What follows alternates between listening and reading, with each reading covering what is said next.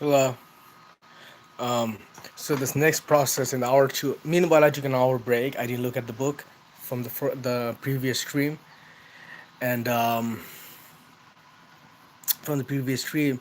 So what happened was I took a break. I did grocery like little. I'm still in keto. I haven't messed up my body with carb yet. I have that pre-workout. My body's depleting glycogen. I can feel it. I can feel the focus. I use beta wave monaural binaural pure beta for me to focus like an hour before I streamed. I forgot to mention that. So now, so first was sketch. What do you know? And sketch. Then there's also subconsciously and consciously I was doing brainstorming in my mind when I was doing my grocery. What was on the page? What is Craig's interpolation theorem? What on what page was it? One or what page was hinting on? What page was second order arithmetic or whatever? First order logic. What was the first line? What is the first line of the first paragraph or first page? Like I was brainstorming, sort of subconsciously and consciously. You can do that consciously for 15 seconds or like 30 seconds, and then check what you know and what you don't know. Now, basically, what I'll be doing right now is condensing the entire book into ideas, paragraphs, just basic mind map of sort of neural network. So here's the book. If I were to describe it to a blind, if you were to describe it to a blind person, how would you do it? So we have a white book, and there's a barcode, which I remember, which I'll recall. I mean, um, learn. I mean, memorize later. Then we have the back page. We got it's a fairly heavy book. It's about 400 pages. So it's still holistic, where I'm still at the holistic stage, just like painting a portrait. You are still at the holistic stage, and then I'll be like, okay. So first we got the other Dover books recommendations. We got that. We got the and the three girls were Mia or Philippe. The children were Mia, Philippe, and Sylvia. I knew Sylvie was one. I didn't know Mia and Philippe was one. I didn't. Simone was her mother, so and Anne. So there are four people here, and there's the copyright page, and we have the table of contents, and we got this the structure of table of contents, which goes on for at a length for till the Roman numeral something. So you see, it's still very loose, very you trying to get the structure, the preface, and here in the preface is Craig interpolation theorem, constructive proof. I know what constructive proof is because of Brouwer and the whole.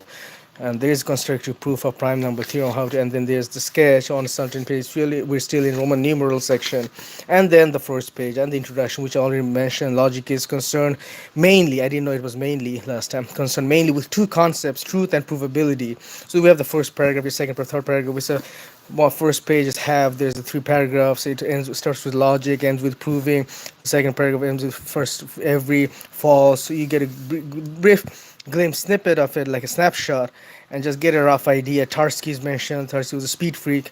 Like he actually took methamphetamines and everything. Model theory, truth. I like that because it stands out. You have to make all this noise. So we know Tarski's immediately introduced in the introduction, and we have the three-page basically pithy introduction, and then the preliminaries for that goes on at length. And in the preliminaries we have a little sketch, those U-shaped, those whatever, what is it called, universal, I don't know what. So you don't know, I mean, I don't know, just because I can memorize it doesn't mean I'm an expert at it. I know this, I know there was 22 freeway, 222 Nelson, Nathan Assel, cricket, New Zealand, 221. I have to remember that now. And I know there's two twos and two ones, like two twos.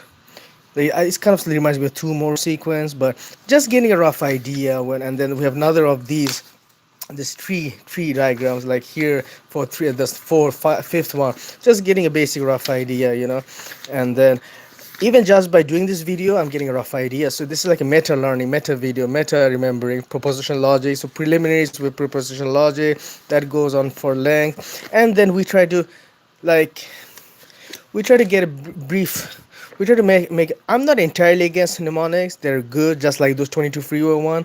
And then you take mental note, like, okay, this looks like shogun or something, like a shogun's armor, and this, and then we have that, and you make all these visual cues, like remembers, and that was the shogun was on 205, so it's like in the midway.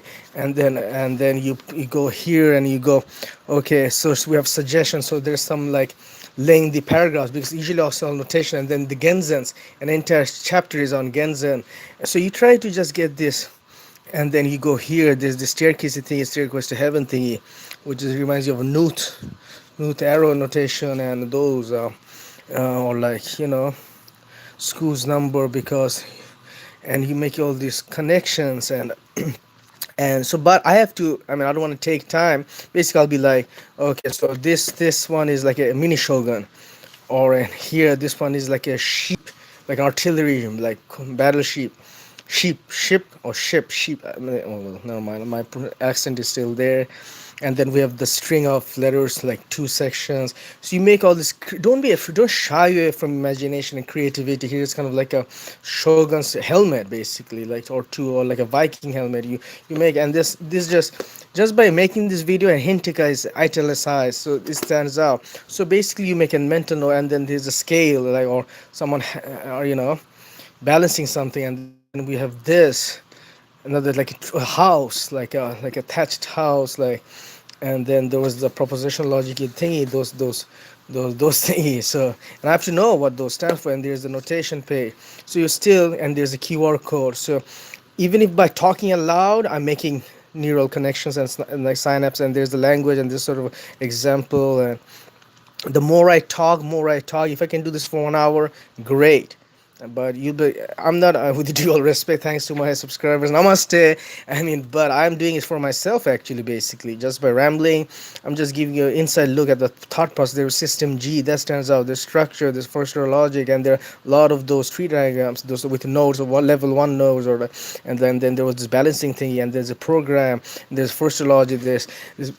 I'll be able to do it till I can do it blindfolded, like S rank. I'll be like, so basically, you're kind of soaking it up, absorbing it. You become it. You use like method acting. You become the role. You drive yourself nuts, basically. But you don't want to overdo it. And there's this whole mountainous region, like Pyrenees Mountains. So the more descriptive, creative you are, and it doesn't have to be precise. Like you don't algorithm. Like mnemonics will be like algorithm. Think of uh, al the origin of algebra. Well, yeah, it's good if you think about it, but don't be too fixated. Don't be too, cause, and there's this tombstone operator, Halmo, is it Halmos operator, and then the system, and there must be a Genzen, because yeah, sharp Hofstra is Genzen, because G, I know this is Genzen. So the more you talk, and then with Craig's interpolation theorem, this is on 275, this is important, 275, now it's stuck in forever. And then I'm making another subconscious mental note. 274 is 10 times more than 264 of Rohit Sharma's innings. I use cricket as mnemonics. Completeness, and there's 5 5, there's the well, where my brain will be like, okay, 5 5, there was cigarette, the 5 is gone. So I don't do it consciously, these all happen subconsciously. And the more you let, and then there's a monolithic structure I mentioned last time in my last stream, is 152. I remember 152 is around 158, which is Lara's score. So all these happen subconsciously. That's what mastery is complete. I mean, Zen and Hegel, basically you just do it. Just fucking do it. I know I'm enunciating. I'm not articulating, rather. I'm rather feel like I'm giving a stream of consciousness. I'm just basically uh, vocalizing my stream of consciousness. But all this happens. That's why I talk so fast, because all these are happening so fast. It's not like I'm like this hyper and awkward and stuff. Yes, I am, but like I'm not always like that when I'm having a discussion. I mean, I am normal. When I go to 7-Eleven, I can carry out a transaction. I'm not like, but all this happening so fast. It's like kind of like a speed speaking, so that because, and that's good, don't fight it. I'm under caffeine, shitload of caffeine. It's hyper, what do you call it, hyper speaking, or like hyper science. Should be some term, because, and there's Gödel, Hilbert, and so you condense it. You're like, okay, so we got this whole 400 pages book, and then, but you try to break the pattern. If you're like, okay, first chapter deals with first, second chapter, then you're making a pattern, and that doesn't stand out. So you have to kind of dance around and make a like a balance. So you'll be like, okay, there's a QR code, and you flip it for, and how would you describe it to a blind person? There's the S ranked alphabet, it stands out, it sounds so cool and everything. There's a theoretic diagram of homomorphism, there's a square thingy, and there's the triangle thingy, and there is the French thingy, and then we have the suggestion thingy, and then we have the like umbrella scaffolding, or like a structure, and that reminds me of Hegel, like the holiday of Magritte, and all this happening. So just don't get out of your way, don't just get in your way. I mean, let your subconscious do all the bulk of the work, and that's what intuition is.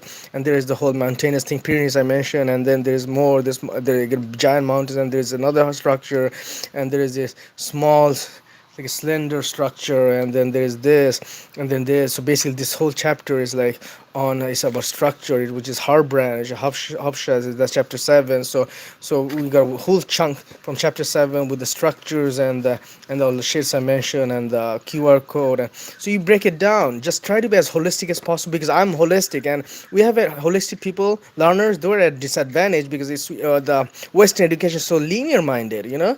I mean, and there's a program, so you still kind of loose. You start, and then you ask questions. You quiz yourself, like, okay, on what page was the program? What program was it? What does it end with? For loop, while loop? What does it say? It says end if. On what program was end if? And you constantly do that, and you just the more you do it, you make your mind map, a matrix, a neural network, a synaptic connection, a nexus, like and then you do that, and you if you have to spell it out because you'll be tested, and that's another thing. How will you be tested? If you were to write it, I'll have more confidence because I can take all the time of the world and I can reproduce it and recreate it, right? Recreate the image. But if you have to vocalize it, then you have to be the effect that matters. I can be stuttering and shit. The effect, the presentation, how you showcase your art. It's basically an art, the art of memorization. You know, there was a book called Yates, I think, who made Yates. He wrote a book on art of memory, I think Yates or something, and Frank or something.